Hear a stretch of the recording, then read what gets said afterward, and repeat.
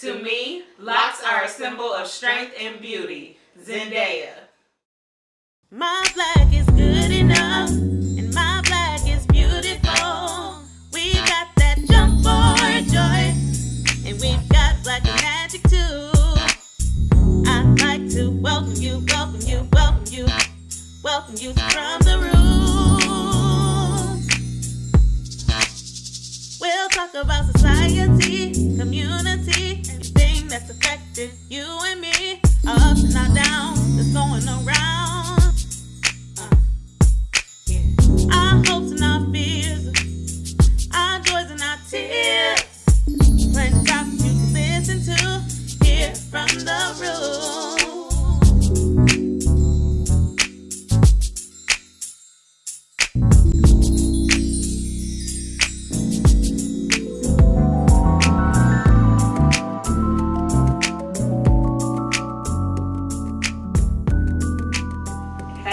Hey, what is up? Let's crack-a-lackin' on this Monday. It's looking nice out there. We're getting close to the spring. It's feeling more like spring.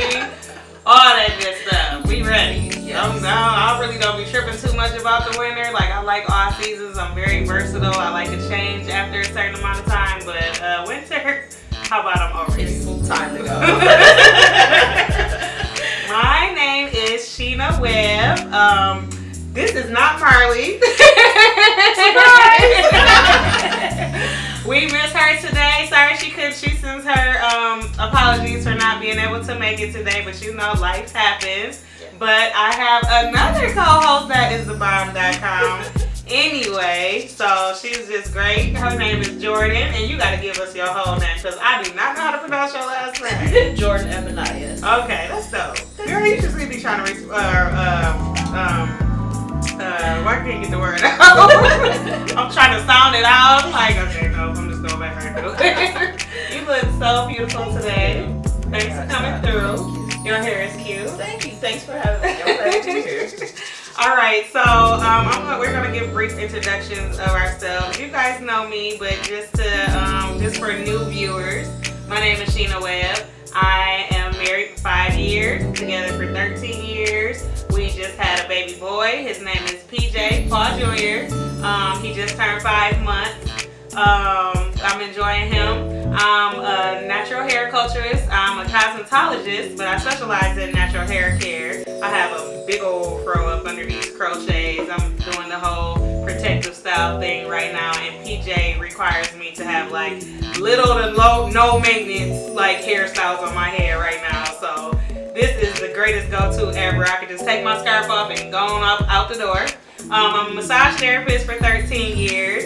Gifted Hands by Sheena is what I go by. My clients gave me that name, so I just decided to just keep it and roll with it.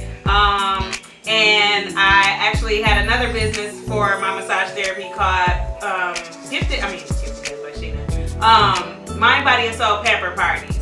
So that's pepper parties for women to book with me, and it's like 10 girls, and we do manicure, pedicure, facials, massages, eyebrow arches, all that type of stuff, just to give women some time to themselves, to recharge, and to pamper themselves. Enough of me. Miss Jordan, introduce yourself. My name is Jordan Ebenaya. I'm originally from Detroit. I live here in Grand Rapids now. I've been married for almost 3 years. We've been together for almost 9 years, which is a long freaking time to be with one person. Drives you a little crazy, but it's okay. I'm a graduate researcher at Western Michigan University, focusing on infant mortality disparities in the Black community. I also do a lot of other things, and now I'm all from the root, so what can be better than that? I mean, that is the root, you know, the Black family, the Black mom, that's the root of our family, so I'm glad to be here. Thanks for coming. I Thanks for appreciate having you. me. Yes, no doubt. I'm like, oh yeah, she got this in the bag. Her and her husband used to have a radio show Called The Cypher on 94.9. That was Saturdays from 4 to 6 a few years ago. We're looking to get another show probably started. We love to talk to the community. We love to talk about current events, Black perspective, and dig deeper into issues, and not just talk about the surface of the things that it's easy to say or the things that it's easy to talk about. Let's really get deeper and understand the root causes of those issues from the root. Exactly. That's what it's all about. Yes. And it's nice to know that there's so many people out here that's ready to have these type of conversations and ready to make actions on the things that we talk about. We get educated first, we understand what's going on, and then it's time to act after that. So Definitely. I actually called in one day. Yeah. And like a year later, I ended up doing their hair, and it's just crazy. So I'm loving how I'm meeting people. So that's the introduction. Woo! Let's go. Welcome back, y'all. It's Sheena and Jordan today, our sub co-hosts. I'm gonna have to keep you though. It might have to be three of us. So today's topic is the N-word. The N-word is nappy. We're gonna talk about the word nappy today and how much I absolutely hate that word. Oh my God! And we actually talked briefly about this before, and she came to get her hair done. I do her locks. Her and her husband. So we had a pretty interesting conversation on that. And remember her face too, because she's actually going to be a special guest later on. So y'all wasn't supposed to meet her till then, but it's all right. It's okay. But today's topic is nappy, the N-word, and I just hate that word. I feel like it's an ugly word. I feel like it's not an endearment term. I don't feel like it represents beauty. I don't think that it makes you sound beautiful. I don't think that... I just hate that word. I feel like it's very close to the other N word. I feel like they sound just alike. And I guess I hate it so much is because we just always have, whenever there's anything to say about us, anything about us, our culture, the things we eat, the way we talk, the way we walk, our hair, our lips, our skin, our hips, everything is just supposed to be ugly. Like, everything about us is just supposed to be wrong, supposed to be ugly, and we're just so beautiful. I think everything about us is beautiful. I think our full lips are beautiful. I think our skin is beautiful. The sun kisses our skin. I feel like our skin is radiant. I feel like everything about us is just strong. And our hair is so interesting. Like, I feel like we can manipulate our hair to be any texture. We can relax our hair and it could be long and straight and beautiful and swaying and all of that. I feel like we can get the wavy hair, we can get any texture of hair, but nobody can get this hair. It don't matter what you put in your hair unless you're gonna buy some weave. Other than that, you can't get this hair. This hair is one of a kind. There's so many textures of I'm a natural hair culture. That's what I specialize in, and I've touched so many different fabrics of our texture. I felt wool, I felt cotton, I felt silk, I felt so many different textures, and I just think it's so amazing.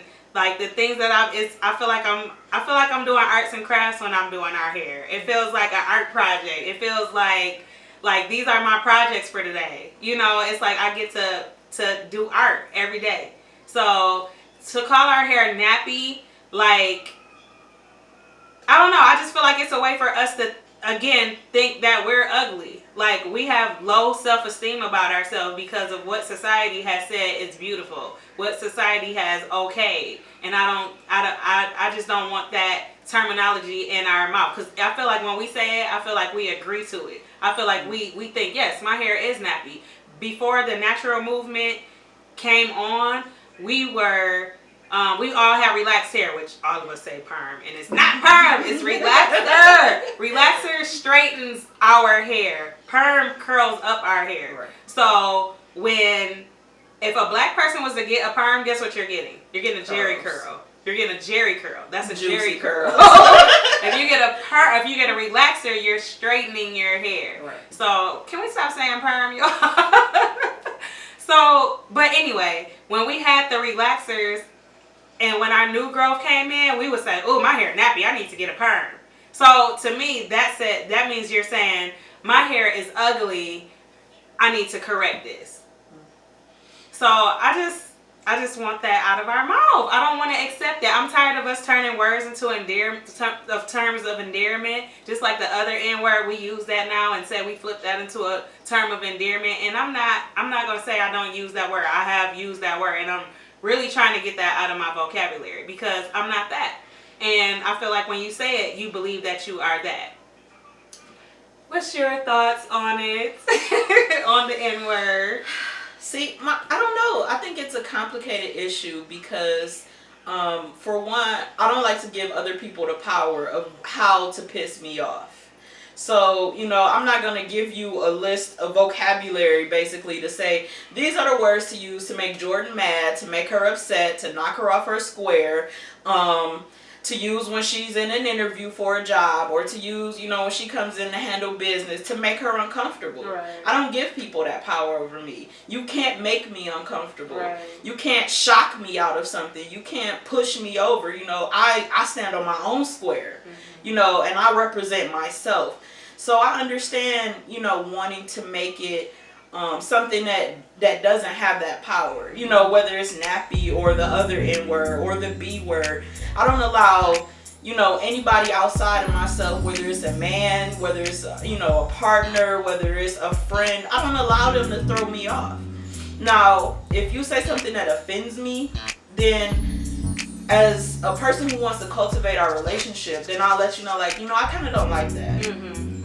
But I don't want to give large segments of the population a way to, with one word, just knock me off my square. Right. So I understand, it's difficult to say we want to change something to be a positive thing, and it's difficult to look at something like that and say, well, it doesn't mean what it used to mean anymore, it means something different now. It's because on one hand you have people still using it that way. People still saying it as though it's ugly, as though it's, a bad thing. But then, it has to change. Language changes naturally. The way we use things. What was bootylicious? That didn't exist when I was born. And now it's in the dictionary. It's in the dictionary. So we see how language changes. We see how words develop. We see how society changes things, and I don't want to allow people who have negative intentions the power to hold on to something forever. So to me, I don't want it to be used all the time. I don't want it to be the only way to describe me or my hair or what I choose to do, but I also don't want to give anybody else the power to say, we hold that word forever, and anytime I'm mad or I don't like her or she's too big or too loud or too whatever, boom, I can just throw it at her and knock her off. No, you can call me whatever you want and I'm still going to be fabulous. So exactly. That's beautiful, and I want to get back in a second. We are back, y'all, and we are discussing the N-word. The N-word. The other N-word. The other N-word. That pretty sound just alike, if you ask me. Right. So I'm definitely feeling what you're saying. I definitely don't want to give anybody the power of telling me what I am. Right. I guess what bothers me is that we say it. I feel like we believe that. Like I said, we would say, oh, my hair is nappy, let me get a perm.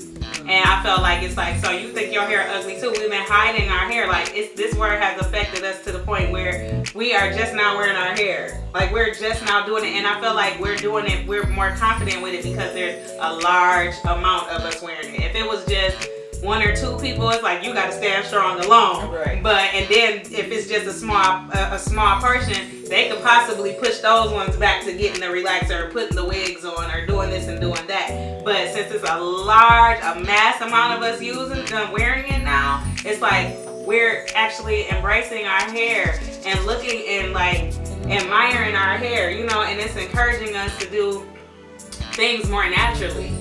For me, I wanted to have a home birth, and hopefully I can do that with my next child, husband, aka cameraman. I just felt like even with that, like I felt like things that I naturally said that I wanted, I felt like it was just naturally coming to me. Like the first time that I said I wanted to have a natural home birth, I ended up, the people that moved in it, and we lived in this house first, but our next door neighbors that moved in, she was all the way holistic. She was all the way natural, you know, and this was a Caucasian lady, and she was having home births. Her husband was building up little stuff in their backyard and doing everything was just all natural and so dope. And, you know, she did the whirlpool, had her baby. She actually had her baby by herself because the doula couldn't make it there in time, so she baby hanging out, and she like, well, we on our own. But, you know, not to get off subject, but it's, you know, I just naturally wanted to do things once I was reintroduced to my hair, and it was a connection that I had that I didn't have with my natural hair.